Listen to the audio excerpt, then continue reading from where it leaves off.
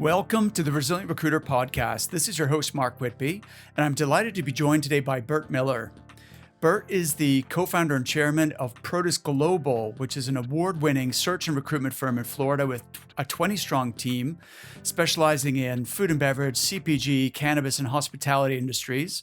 He's also the CEO of Ace Talent Curators, and he's the president and CEO of MRINetwork. MRI is a recruitment organization that offers consulting, training, contract staffing, and community building to over 325 search firms worldwide. Bert is also an active speaker, mentor, advisor, and investor, and he is a fellow podcast host. His podcast is the MRINetwork podcast. And he also has a video podcast series called Beyond the Bottom Line, which features interviews with CEOs and leaders across categories on issues impacting the world of work. Bert, welcome. Thank you so much for doing this. Mark, glad to be with you. Thank you. Fantastic. I think you have the best audio of any guest I've ever had, maybe apart from Joe Mullings. It's probably on a par with his. So I thank you for that. Well, in full disclosure, I'm sitting in Joe's studio. So, okay. That explains that. yeah. Fantastic. No, it's so nice when people have, the right equipment. It just really elevates the quality of the listener's enjoyment. So, listen, we know a lot of people in common. This is our first time meeting. I'm excited to learn from you. You've been running Protis since 1995. Could you just briefly talk about your recruitment journey leading up to taking the role of president at MRI? Yeah, my background, Mark, coming out of school in 1985, I went to work for the Gallo Winery. I was put into a distributor in Indianapolis, Indiana. Worked there for about 4.5 years. A headhunter called me, ironically enough, and introduced me to Revlon North America. So then I went over and worked at the cosmetic giant Revlon North America for about 6.5, 7 years. My children got to a certain age where I wanted to coach and raise them because I was spending all my time in New York and I lived in Indianapolis, Indiana at that time. So I was looking at different businesses and did a lot of research, and obviously the human capital recruitment space was one that in a foreseeable future was going to have a supply and demand opportunity, which we're feeling today very much so. And so I took the shot and launched Protis Global from scratch, along with Laura Gonzalez at the time. And we kicked it off. We started in consumer products where my background lies. And then we had a very successful first, 25 years in that space, and gave me the opportunity in the middle of around June 2019 to acquire MRINetwork. Wow, that's amazing. So, why did you make that decision then, Bert? To acquire MRINetwork, Yeah. MRINetwork it's a terrific brand. It's an iconic company relative to the space that we're in, the talent access space that we're in, Mark. Over the years. And, it's a 55-year-old plus company, launched and co-founded by Alan R. Schoenberg, a legend in our industry. And what had happened, it really provided an opportunity for us to go through and work with a company that had gone through some serious growth and then really lost its identity as the market started to shift in the early 2000s and into the 2010s. And during that time of losing this identity, it lost a little bit of leadership vision and North Star, and so really lost its luster for a period of time. But what a great, awesome brand, and it gave us the opportunity to acquire the company, reinvigorate the company, and put together a plan to transform the organization, which we've been able to do, and it's been a really fun ride. Wow, that's awesome. So, was Protis already a franchisee of MRI, and then you decided to acquire the whole network, or? Yes, yeah, we've been a franchisee since 1995. Got it. Okay, Yeah. no, that's all making sense. Yeah, MRI really has shaped the recruitment industry over the last few decades. And if you think of the number of offices, the number of people who've been born and grown up in that network. And, even a lot of my fellow trainers, if you trace back their origin story, then it leads back to MRI. So it's definitely a brand that people are very familiar with, certainly in the United States, but probably in a lot of countries as well. Um, so what's the kind of future vision then? Where are you taking this? Yeah, it's interesting, Mark, and you alluded to the history of MRI. I mean, if you think about the people that you've met in your background, tens of thousands are people like the folks that you know that have been trained by MRI offices or MRI and MRI offices. Our franchisees have made over the history of the 55 years over 820,000 placements and generated well over $17 billion in revenue. So that's part of the iconic brand that helped build our industry. And where we're going from now, today, when we're going forward, is we want to introduce into the industry that how to basically move from a one-to-one conversation to a one-to-many and bringing a new uh, a way of learning around digital and going to the one-to-many and bringing a different mindset to our industry. Because look, anybody out there can go and acquire a training course. They can grab a marketing piece, but what they don't have is experts and subject matter experts that can put it all together in one spot where all you have to do is tap into it. In other words, a platform you can plug into. If you're an executive search firm, you can just plug into what we offer. And that's really what we're doing is we're taking people down the road to future-proof their businesses in a cyclical, really a cyclical industry. Let's dive into that then, because that's a topic that is very important to me as well. Is the idea of blending, the classic old school sales and recruitment um, qualities and techniques and strategies, and taking the best of that, but then really blending that with a much more modern digital approach to engaging with the market, both clients and candidates, as well as employees, and scaling from there. So, what? How would you describe, um, or how would you recommend that search firm owners can future-proof their business? Yeah, there's a couple things. One, don't go too far any one way. And I think we were a little bit misunderstood at that beginning, Mark, when we introduced digital into our network, and that we're telling people not to be on the phone and just sit back and wait. There's going to be inbound calls coming. Um, there's a multitude of opportunities, and of course, we're not saying that. If you go back to what you talked about earlier, I mean, the phone batted number one in the lineup, and the phone is still the most important weapon that we have, is engaging with humans and having those discussions with those individuals to put them in the best position to win in their careers. It just now bats different in a different spot in the lineup. It might bat third or fourth, and we have these other tools and methodologies that get us to many more people quicker than they have in the past by making 100 calls every single day and hoping to connect with someone. And I think the other opportunity as well, Mark, is by creating a digital presence and providing information, education, uh, aspiration, inspiration. If you want to do that as well, and not really focusing on yourself, really makes you a voice in your industry, a subject matter expert in the sector that you work in.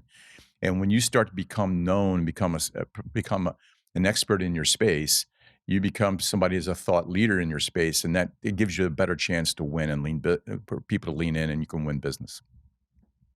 Absolutely. I think we're in total alignment on this topic, Bert. So, what are some of the methodologies that MRI, members of the MRI network, are embracing in order to become a voice, a thought leader in their specific niche sector or ecosystem? Yeah, it's really when we first started 2.5, almost 3 years ago, no, Mark. It's really interesting. We had a few that really understood where we were going and just jumped on right away. And many of those people are seeing the success. Others, as we've continued to better on our end, communicate better and define what we really mean by from a digital approach, and really not losing sight of the fact of the fundamentals of the business that you alluded to earlier. We have more and more people coming on board to do that, and there's some techniques that we've introduced back to the network. Whether it be pulling out headlines or 10-4-2 strategy around using 10-4-2, specifically using LinkedIn. There are tools that we're using and how to engage people on LinkedIn and really helping folks understand, rather than just posting jobs, and people do that, but rather than just posting jobs and becoming part of the white noise that you see on LinkedIn, again, how to articulate, communicate, engage in the marketplace. So you're leaving that white noise and going to a different room that has a more of a one-to-one effect, if you will.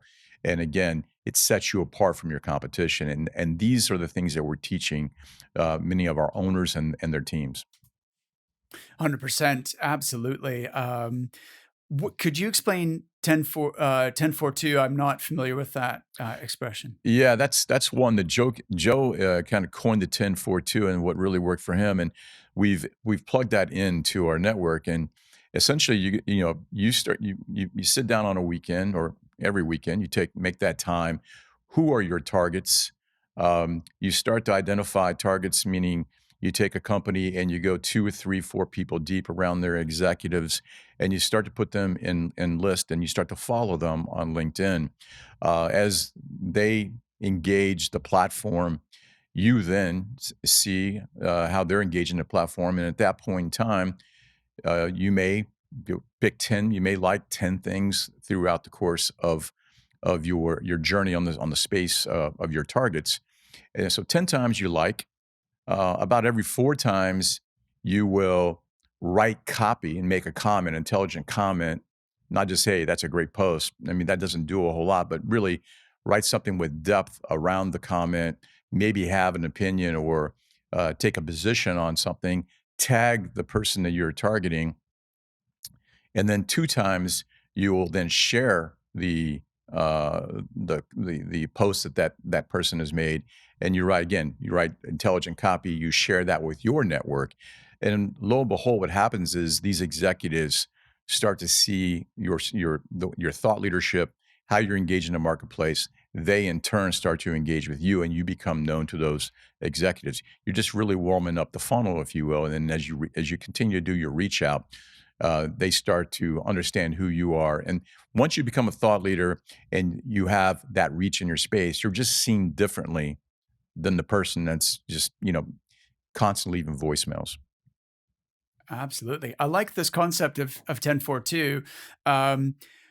What's the cadence of this? Is this a week? Like, is this per week, or is this per uh what's the time frame for the 10 likes, the 4 comments, the 2 shares? It's every single week, and you have Yeah. your targets. So you really have to, you carve out that time, Mark, and your key Mhm. targets that are making the comments.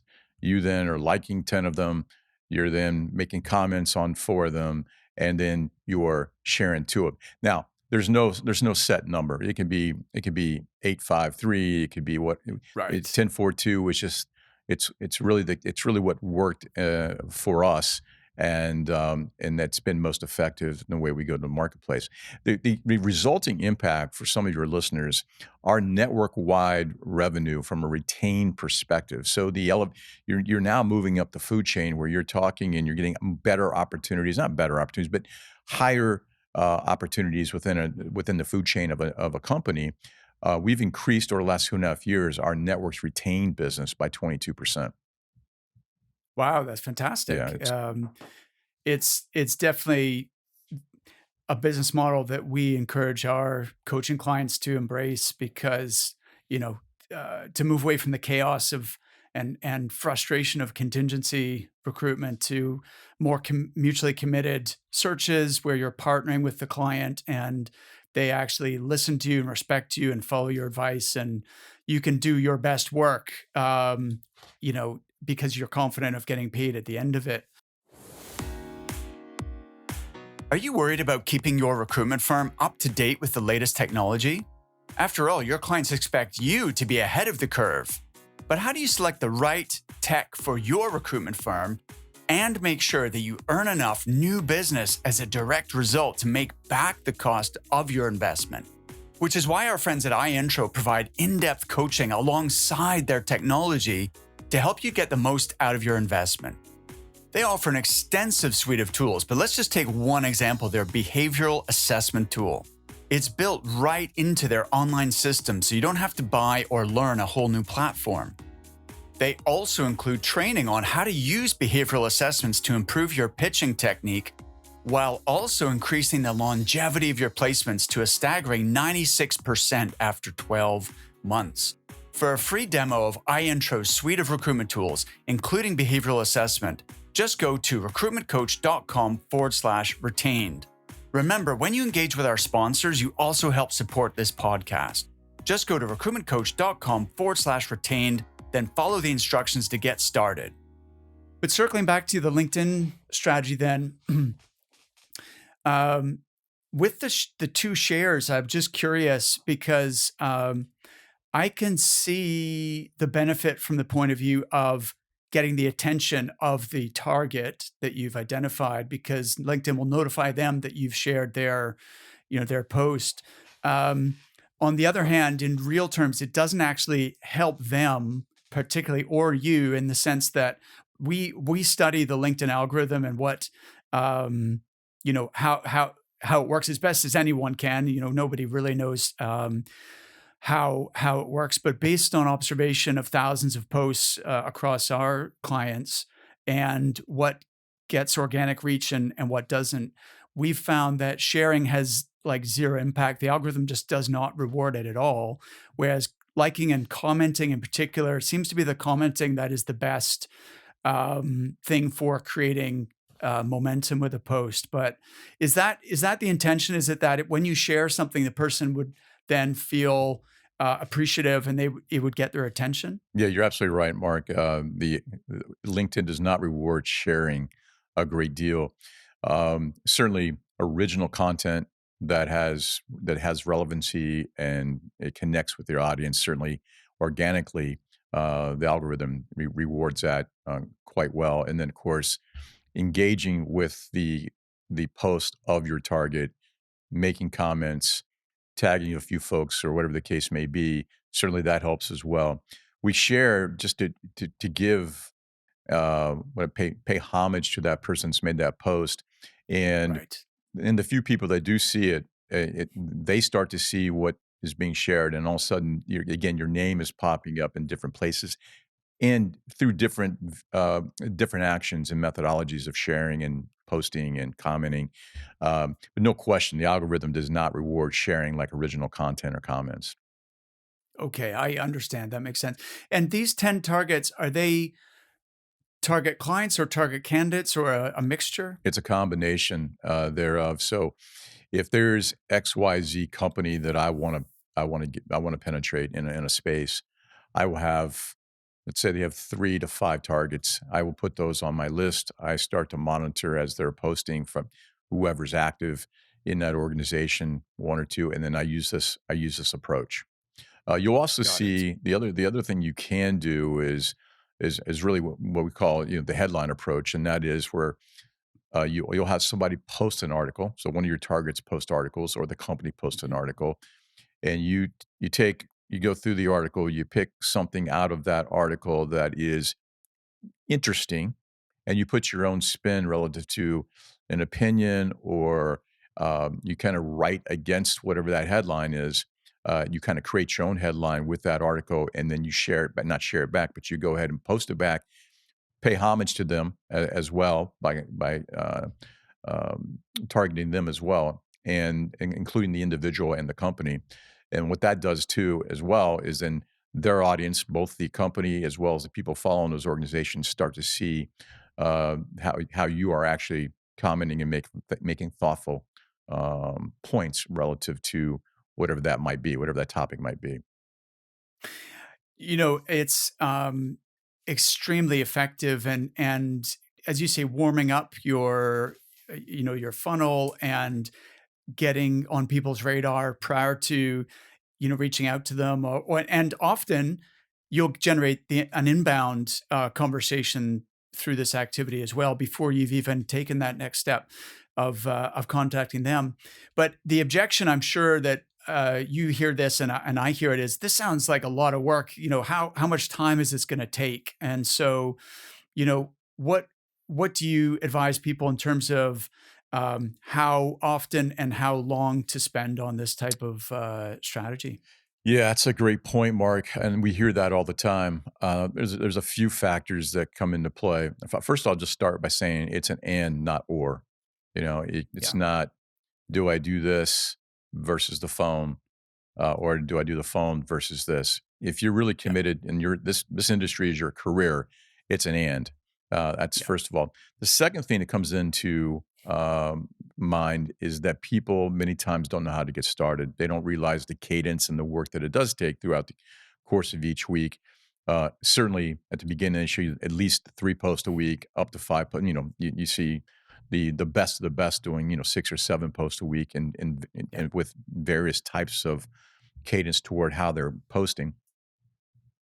But at the and mark is that, again, if this is your career, you you got to continue to think that you're doing business development or you're doing recruiting by writing and and sharing thought leadership in your particular space. And as yeah, you become an expert, um, then that's when those folks certainly start to lean in. And so the core of your day is doing what you normally do, and understand part of what you normally do will change because if you are in an essence doing this early in the morning or you're writing late in the afternoon, keeping that content to post in the morning. Usually that's the best time is to post in the morning and throughout the day, depending on your space. And then you're going to find that you're starting to engage people that know you, but you may not even know them. Either they're leaning in, they're engaging you, or you call and they've heard of you. But yeah, it takes consistency over a 6 or 8 month period of time. What we see is people trying it for 2 or 3 months. They're not getting the leg, the momentum and traction that they want, Mark, and they kind of give up. And they give up just a yeah. little bit too soon. But consistency is the key. It will in fact pay dividends. Absolutely right. The analogy I use is going to the gym. You can't work out for a couple of weeks and then expect miracles. Like when you look in the mirror, you're going to look pretty much the same, right? But then give it 3 months of commitment and consistency, and 6 months and 12 months, and you that's where you really end up in a totally different place. So love it. What would be another example of a one to many sort of strategy that you guys are getting results with? Well, I mean, for those that are down range a little bit, Mark, and I'll just use myself. With Beyond the Bottom Line, I've created a podcast. I've been fortunate to have some really terrific guests, and that's certainly then at that point really starts to broaden your reach. You're able to have some interesting conversations. I've had Chris Voss. I've had the head of North America for Bacardi, the CEO of Hostess company. And then, again, I work in the consumer product space, so all that makes sense. Chris Voss, it's around negotiation, so he brings a certain element and visibility that is really really important. And That's so, cool. for those that create a podcast, I mean, that's another way that you're touching at the beginning tens, then hundreds, and then hopefully thousands of people.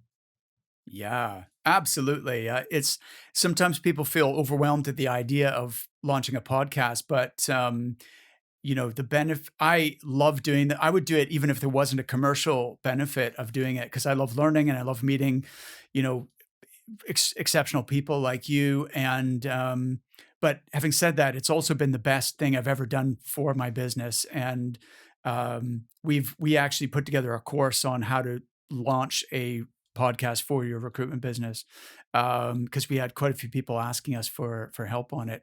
It's cool that you met Chris Voss. I run a little book club for our clients, and Never Split the Difference was one of the titles that we actually studied. So that's amazing. And I'd just be curious, like, how did you set that up? Did you just reach out to him, and like, what was your approach? What was it? Yeah, it was really a stroke of luck to some extent. We ended up working with a few different people to come speak at our United conference in 2019, and Chris was one of our speakers.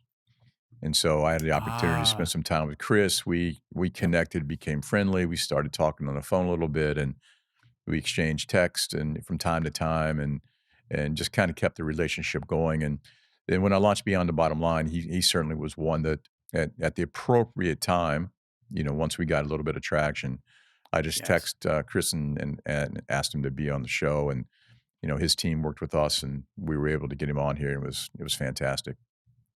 Brilliant. Love that. So, Bert, one of the topics I've heard you talk about is the Great Realignment. Could you speak a little on that topic?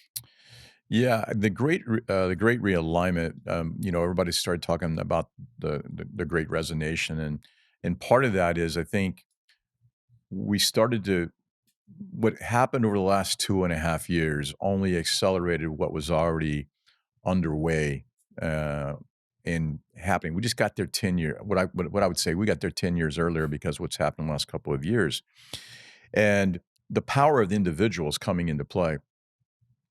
And so you start to see in the media pick up on this term, the Great Resignation, and there Yeah. are people leaving the workforce. Many of the boomers are making decisions to say, hey, I have my purpose of life is totally different, and I'm getting out. But a far majority of people, it's not about the Great Resignation. It's really what I call the Great Realignment. Some have said the reshuffle, or whatever you want to call it.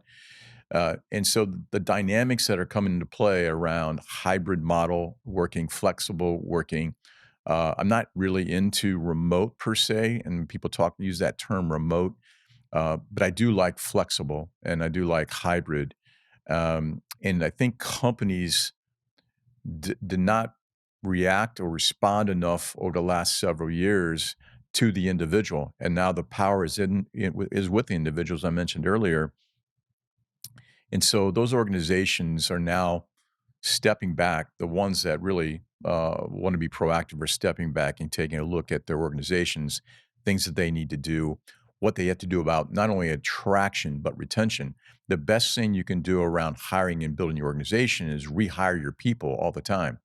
So keep the Mm, ones you have, and then continuing to attract the talent that you can attract by being able to storytell your North Star and help them understand how you're fitting in into today's world of work and looking forward. And so I don't think it was the great resignation per se. I just think it's a realignment. People are leaving, one team and going to another, and you're going to see certain people win and others not be as fortunate. I love your expression to always be rehiring your existing team members. That's a clever expression. I worked one of my first bosses in recruitment. Um, I remember him telling me, Mark, never stop selling to your staff. Once they're on board, throughout their onboarding, throughout their first year, and then, continuously after that, you always have to keep selling the opportunity. And he went on and sold his company for millions of pounds shortly thereafter. But I never forgot that. What do you mean by storytell your North Star? Well, yeah, there's a couple things, and going back to your point that you made on the rehiring. Look, I don't want to confuse people and say be soft or give people everything to want. There's empathy with accountability, if you will. It's showing people that you have an open mind, and from a leader, you're showing agility in your leadership, um, where you have operational excellence, innovation. Are you constantly looking to get better? and then be able to tell your story. And many times, if you talk to some folks and you're having a conversation about their company, it's like a long explanation about what they do. And what you have to be able to do is not talk in generalities about your organization, but be able to tell a story in a concise, substantive manner about your organization and where you're going. And so, when I talk about Protus, I really spend time talking about the platform, about how people can plug in, you know and for your listeners, it's not to be soft in terms of rehiring your people. It's about continuing to let them know you care, continuing to offer a platform that makes their life better. In other words, they can accomplish their scorecard by being part of your team, and they feel a purpose and a sense of pride about what they do in their career. And again, the accountabilities, they know we all need to be pushed in some form or pulled at some point in time and respected. And by just having an accountability and practice, knowing every individual is different, and giving them that kind of that kind of place to come to work every day, you tend to then rehire your people through that method. So it's not going out and just doing a bunch of high fives and tell them how great they are. They can get that in a lot. If they're really talented, they can get that in a lot of places, Mark. The challenge to a leader is being able to then continuing to educate, help them learn, and get better every single day. And part of that is accountability, and you providing the tools for them to get better. Interesting. Love it. So, tell me more about the storytelling aspect, though, because that's not something I've heard a great deal in terms of a leadership principle. Yeah, I mean, when we hire people at Protus, we take them through the history of Protus, and so we're 27 years in. Why would you take people through the history of Protus if they're just starting on year 27? I think it's real important to be able to walk them through the story, the origin, the foundation, the core values of an organization, the inflection points over those 2.5 decades, both the good and other learning opportunities that have occurred. And what you do by doing that, and you walk them through and be able to tell your story of the organization, is that as they take their journey with Protis Global, certain data points will hit them. And those data points will take them back to the story they heard in their training. And they now start to become part of that DNA. They start to connect, and the connective tissue starts to come together with the organization. And when people feel like they're part of something versus working at a company, then you're going to get the best out of them. And obviously, if they feel they're part of something, they feel like they have a thumbprint, or they're having a point of influence on the success and outcome of the organization. Interesting. No, I love that. Um, I read an interesting book called Story Brand by Donald Miller. I don't know if you've read that. It's more aimed at branding from the point of view of attracting customers, but you could equally apply the same sort of thought process to attracting and retaining employees as well.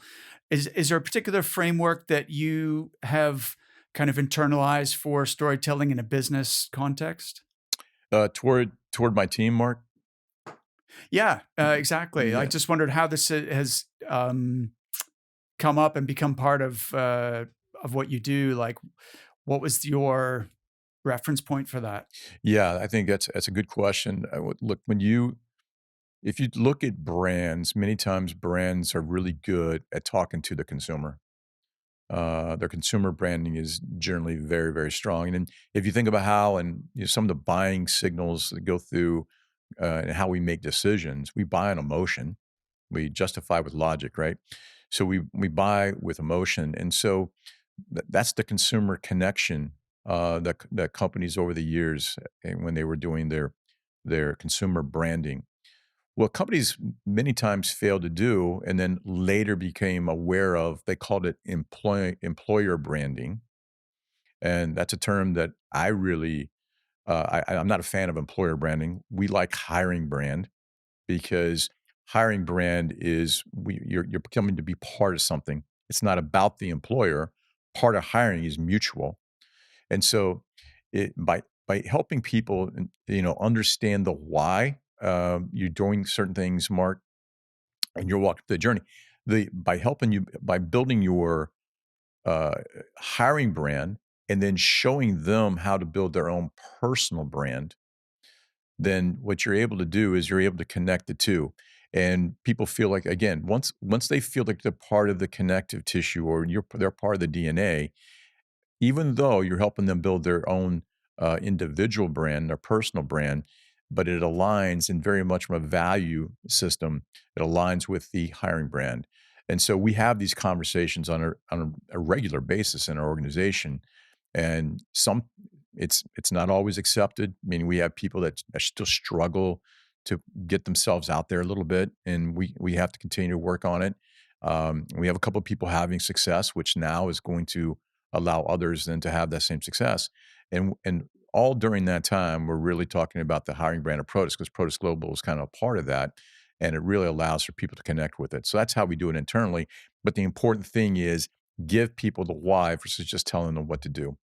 It's an interesting distinction between employer brand versus hiring brand. I've not considered that before, but it has a better, um, yeah, I think that's better. And it's interesting what you're saying about personal brand because a lot of recruitment business owners seem to be afraid to let their team members build their own personal brand because they want to control everything and they're maybe worried about people going off and setting up in competition or whatever. And I think that's counterproductive. That the business will be stronger if each of your recruiters and leaders are those thought leaders and subject matter experts that we talked about earlier, and have a network that is robust, and they've got those relationships, and they've got a voice, as you said, in their segment of the market. Then that can only come back to benefit the firm. But what is your philosophy on this? Yeah, I have a smiling because, I have talked to firm owners that are reluctant to help educate, pay for education, or invest in technology to help their folks do their own personal branding in their organization. Look, my thought is this. One, as I've told a couple of the owners of these firms, I said, look, they're not calling you because of your company name anyhow. They're calling back or they're doing repeat business because of the individual. This has been going on for years and years. It was just done by phone, and people they had a connection with that particular recruiter, and that recruiter they were calling because of that recruiter. They weren't many times. Companies don't even know the name of the company they're working with, if we want to be really honest about it.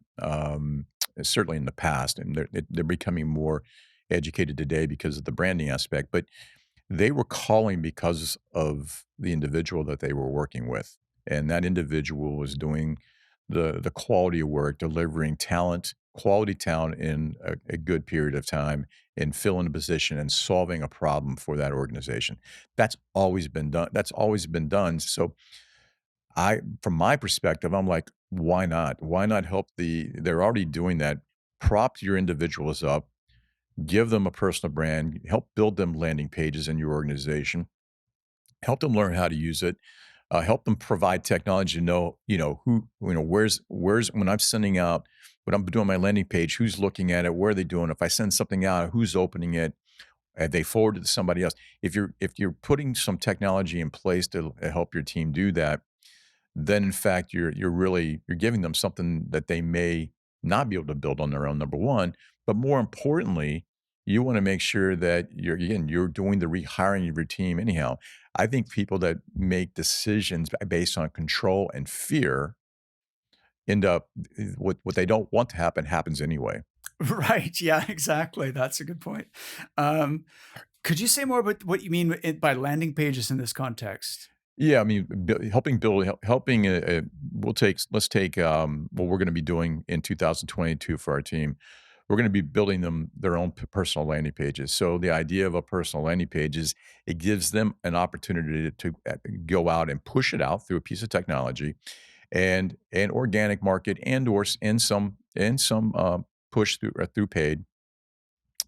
And so that individual that's willing to do it and put in the work, they will have their own personal landing page around roles, newsletters, things that they want to communicate into their space, their thought leadership, and that'll be pushed out, and they now are propped up in their particular sector and space. And that's what we're doing. We're helping our team build those out in 2022. That's cool. I like Yeah. that. Would it basically sit, I'm just understanding the practical uh, components of this.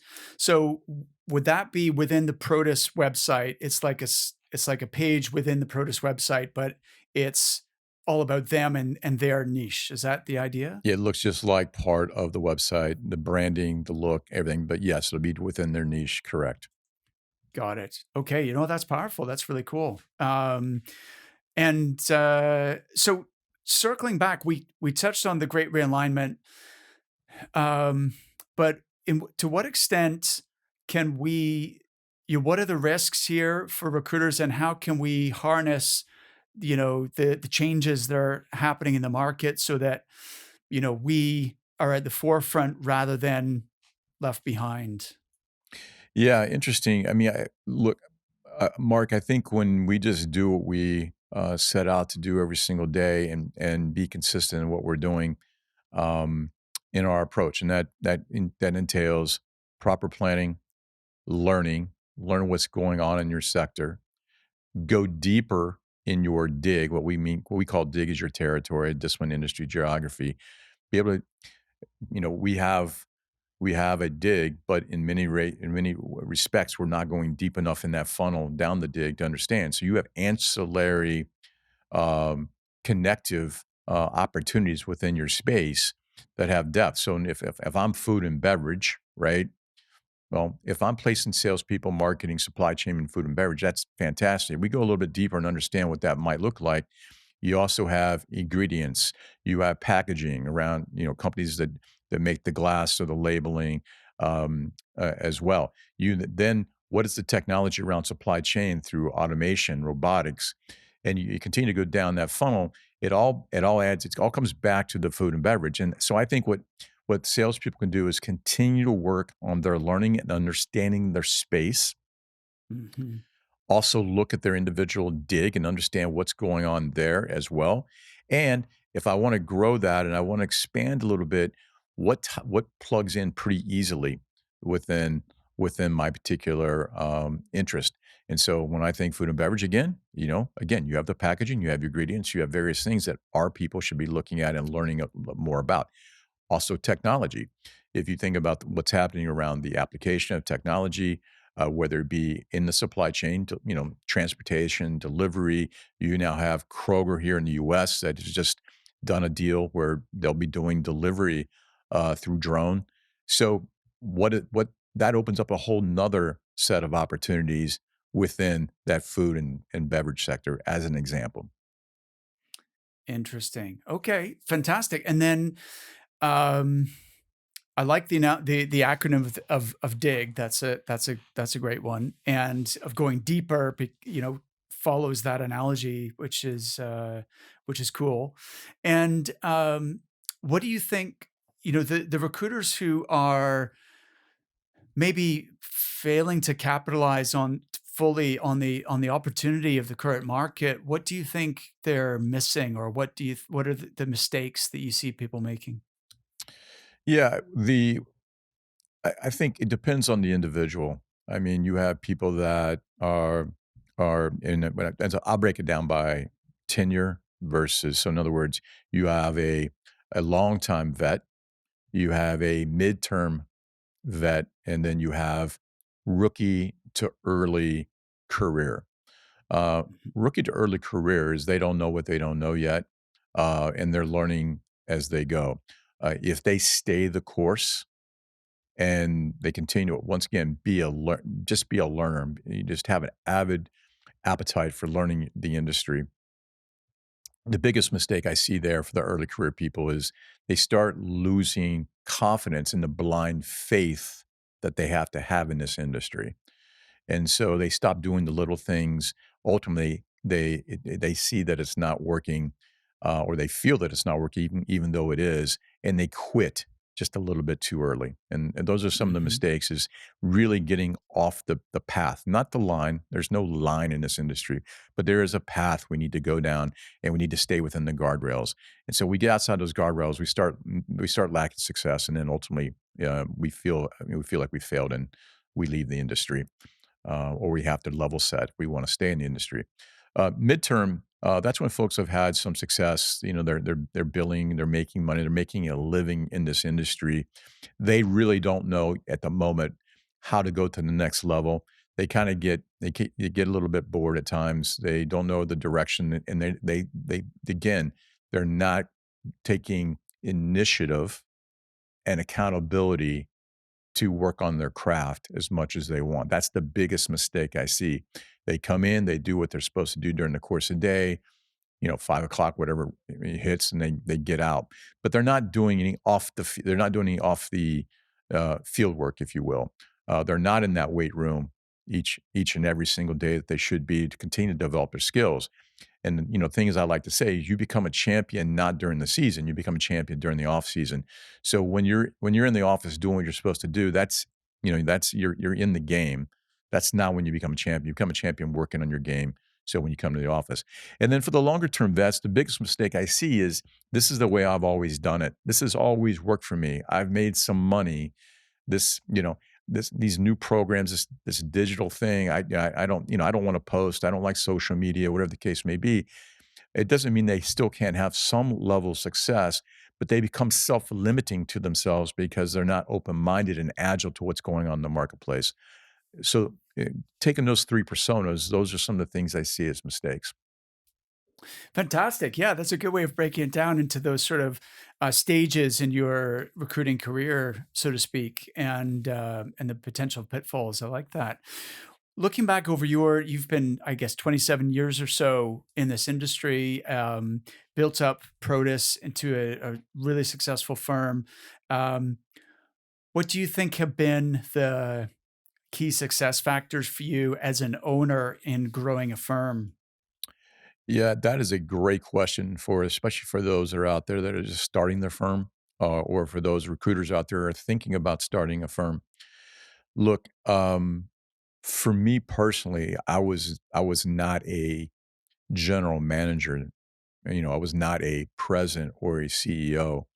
I grew up in the consumer product space in sales, as a leader, but in terms of running a company day in and day out, operationally, and being what I would say proactive and peeking around the corner, and being anticipating, and also leading people in an entrepreneurial business is much different than leading people in a corporate business, in many ways.